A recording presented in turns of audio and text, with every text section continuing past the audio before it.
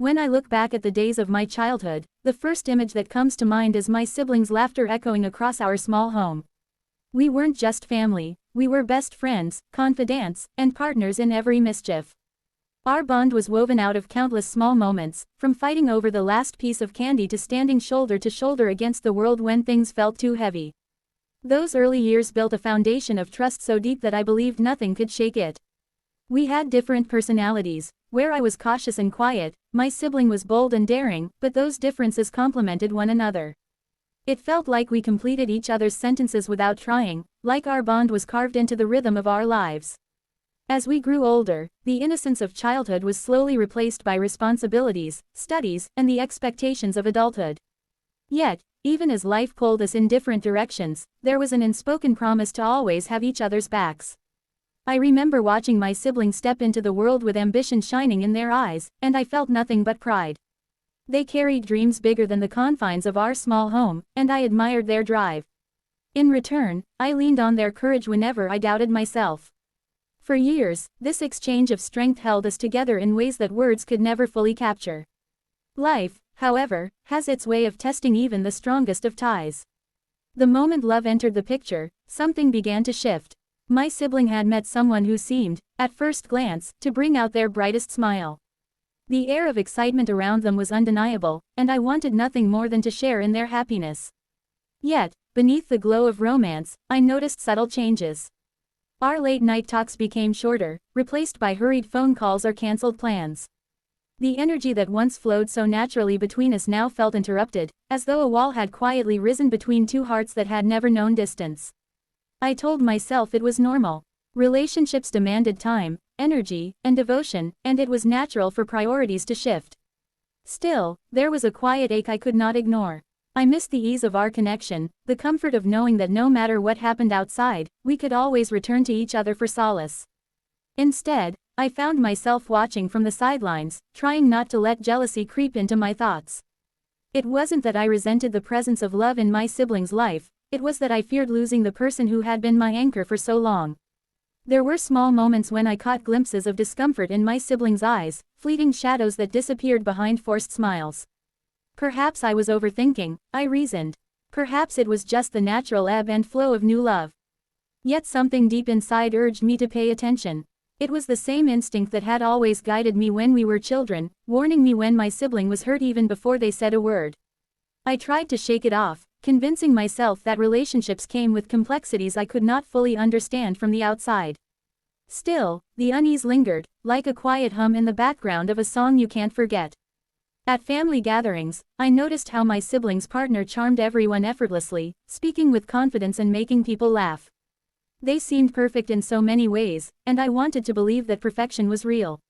I wanted to believe that my sibling had finally found someone who would love them as fiercely as I always had. But beneath the polished exterior, my heart carried doubts I dared not speak aloud. It felt wrong to voice suspicion when there was no evidence, no reason beyond intuition. And so, I smiled, played along, and told myself to be happy for them. But deep inside, the cracks had already begun to show. I didn't yet know how deep they would run or how they would reshape everything we thought we knew about love, loyalty, and trust. What I did know was that life was preparing us for a lesson we never asked for but one we would never forget. Word count. Approximately 578 check mark. Do you want me to continue writing section 2, minimum 570 words as well, in the same quality-driven, faceless narration style? The first time I sensed something wasn't right, it was subtle. My sibling's partner would glance at their phone a little too quickly, shielding the screen in a way that felt deliberate. I told myself I was imagining things, that suspicion was an ugly trait I didn't want to feed. But as days turned into weeks, the small details became harder to dismiss. Late-night messages, unexplained absences, and excuses that felt rehearsed, each one chipped away at the image of perfection I had been trying so hard to believe. It was like watching cracks appear on glass, barely visible at first, then impossible to ignore once you noticed them. I remember the moment everything became undeniable. One evening, while visiting unexpectedly, I saw a message flash across the partner's phone. The words were affectionate, intimate, but not addressed to my sibling. My chest tightened as though the air had been sucked out of the room. I shouldn't have seen it, but I had, and the truth couldn't be unseen. For a long moment, I sat frozen, the weight of what I'd discovered pressing down on me. It wasn't just about betrayal, it was about knowing my siblings' world, the world they had built around love and trust, was far more fragile than they realized. The days that followed were some of the most difficult I had ever known. I carried a secret heavy enough to crush me, yet I couldn't bring myself to speak it aloud. Each time I looked at my sibling, full of trust and joy, my throat tightened with words I couldn't say. I questioned myself endlessly. What if I was wrong? What if I had misread the situation? The burden of deciding whether to expose the truth or protect their happiness consumed me. Silence became a prison, and every smile from my sibling felt like a knife reminding me of the storm I was hiding. It wasn't just fear of hurting them that held me back, it was the fear of losing the bond we had always cherished. What if telling them shattered not only their relationship but also the trust between us? I imagined the anger, the disbelief, the possibility that they would turn against me for interfering. I had always been their safe place, and I didn't want to become the source of their pain. Yet, deep down, I knew my silence was slowly becoming its own form of betrayal.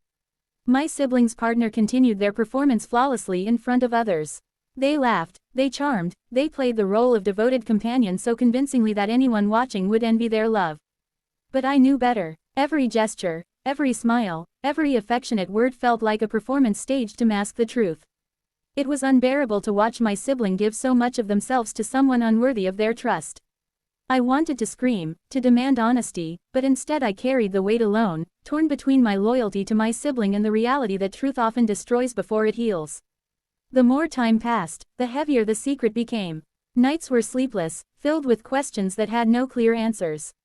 Should I confront the partner privately? Should I wait for undeniable proof? Or should I risk everything and tell my sibling what I had seen? No matter the path, pain was inevitable. And so I stayed in limbo, holding on to the hope that somehow the truth would reveal itself without me having to be the one to break it. But hope is fragile, and reality has a way of forcing its hand when we least expect it. I watched my siblings' laughter with a hollow ache in my chest, knowing that behind that joy lay a storm waiting to break. I had uncovered a truth that could not remain hidden forever, and though I didn't yet know when or how, I knew a reckoning was on its way. Word count. Approximately 579 check mark. Would you like me to move on and craft section 3 in the same flow, minimum 570 words, where the confrontation finally happens? The day I finally spoke the truth, I felt as though the ground had been pulled out from beneath me. I had rehearsed the words 100 times in my mind, yet when the moment came, my voice trembled with the weight of what I was about to break. My sibling sat across from me, smiling in the way only someone in love can smile, open, trusting, unguarded. That smile cut me deeper than any blade because I knew it would not survive what I had to say. My chest felt heavy, my hands clammy, but the silence that had haunted me for weeks had grown unbearable. So I breathed in deeply and let the words spill out, every syllable laced with sorrow. At first, they laughed, thinking I must have been mistaken or misled. Their partner, after all, had built a reputation for loyalty, affection, and devotion. But when they looked into my eyes, really looked, they saw no trace of doubt there. The shift in their expression was immediate, laughter fading into confusion, confusion dissolving into fear, and finally, fear hardening into anger. The room seemed to grow colder as my sibling demanded details, and each word I offered only deepened the wound. It was not just the betrayal of a partner they were confronting but the betrayal of reality itself. The disbelief was followed by an eruption I had braced myself for but was still unprepared to face. My sibling's voice rose, trembling with fury, not only at their partner but at me. How could I, the person they trusted most, have held this knowledge in silence for so long? How could I have allowed them to smile, to dream, to hope, while I carried proof of their partner's deception? Their words were sharp, each one cutting through my defenses until I was left raw and exposed. I wanted to explain that my silence had come from love, from fear of hurting them, but explanations sounded hollow in the midst of their anguish. They stormed out of the room, leaving me with the echoes of their pain ringing in my ears.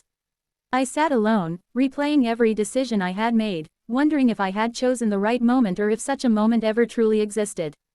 The guilt was overwhelming, not only for revealing the betrayal but also for keeping it hidden for so long. I questioned myself endlessly. Had I done the right thing, or had I destroyed the very bond I had sworn to protect?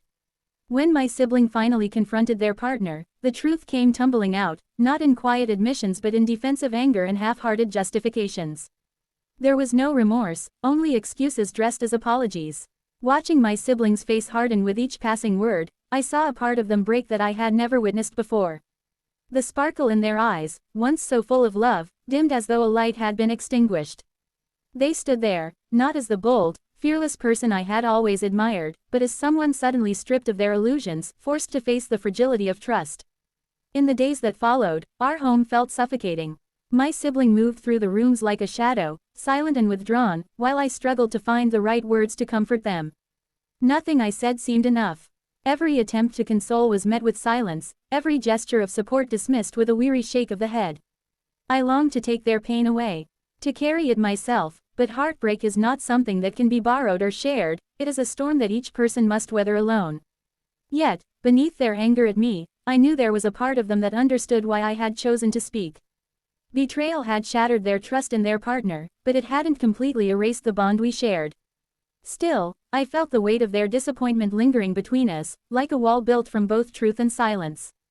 It was a reminder that even love between siblings can be tested when life delivers wounds too deep to ignore. At night, I lay awake, haunted by questions with no clear answers. Did I save my sibling by speaking up, or did I only multiply their pain? Would they ever forgive me for the timing, for the silence, for the truth itself?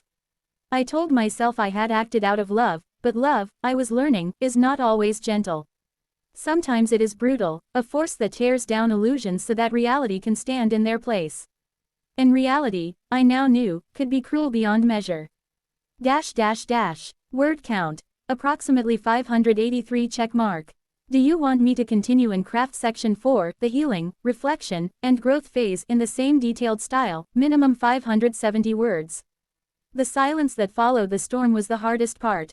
Our home no longer echoed with laughter or the easy rhythm of conversations that once flowed without effort.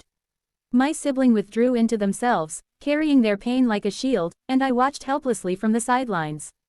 Every morning, I hoped to see even a flicker of their old spirit, but grief has its own pace. I learned quickly that heartbreak doesn't heal on anyone else's timeline, it lingers, demands patience, and reshapes a person in ways no one can predict.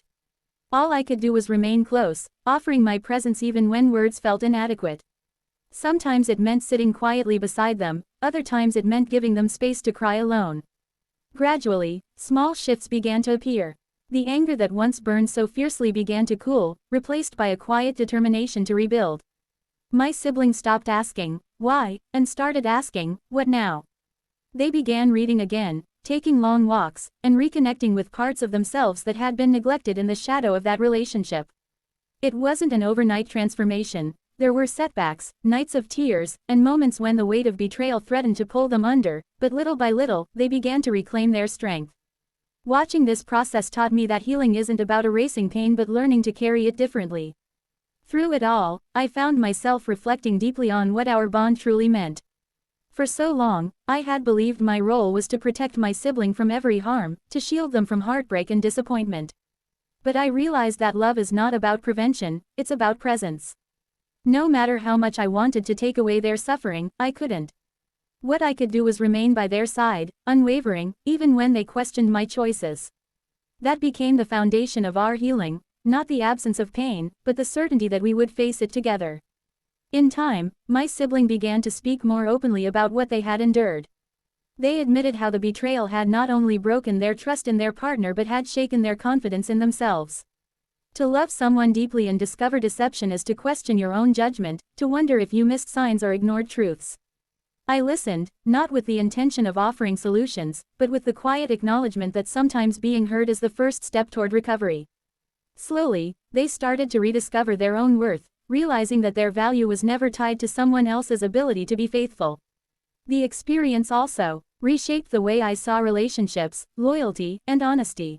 I learned that truth, no matter how painful, is always kinder than illusion.